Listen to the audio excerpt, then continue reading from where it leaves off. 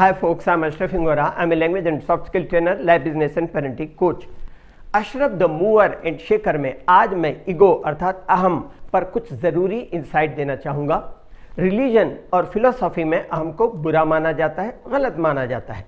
मनोविज्ञान में कहा गया है कि अहम आपके अंदर वो जज्बा पैदा करता है कि आप दूसरों से बेहतर करें।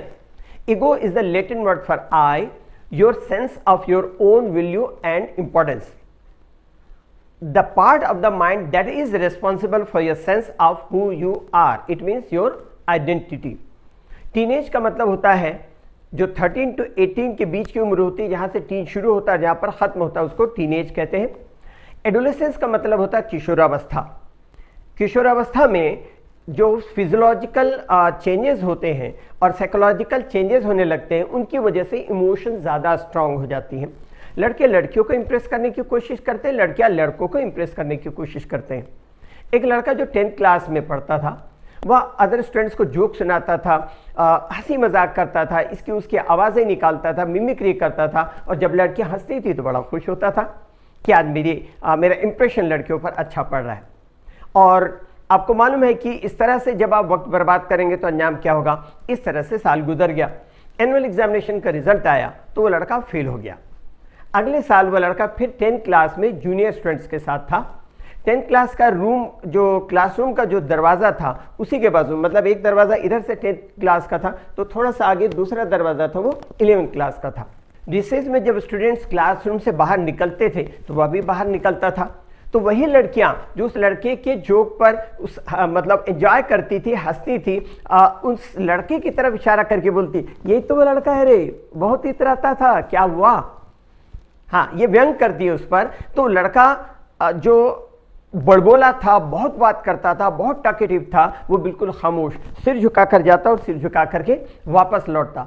और उसके बाद साल गुजर गया, एनुअल एग्जामिनेशन हुआ। आपको पता है कि होम एग्जाम का रिजल्ट पहले आ जाता है और बोर्ड एग्जाम का रिजल्ट बाद में आता है। जब 10th का रिजल्ट आया तो वही हंसी उड़ाने वाले लड़कियां और लड़के उस लड़के के घर गए और जाकर के उन्होंने उसको मुबारकबाद दिया कि हमने तुमको पहचानने में गलती कर दी, तुम तो हीरा हो, क्योंकि वह लड़का मेरिट में आया।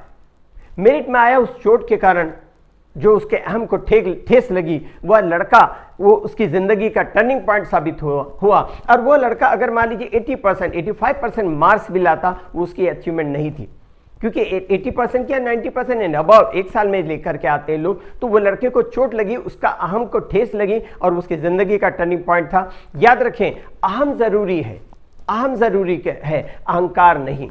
अहम और अहंकार में थोड़ा सा अंतर होता है। अहम कहता है मैं भी इसे कर सकता हूं, जबकि अहंकार कहता है मैं ही इसे कर सकता हूं। इसलिए व्यक्ति में अहम को होना जरूरी है ताकि आप दूसरों से बेहतर करें।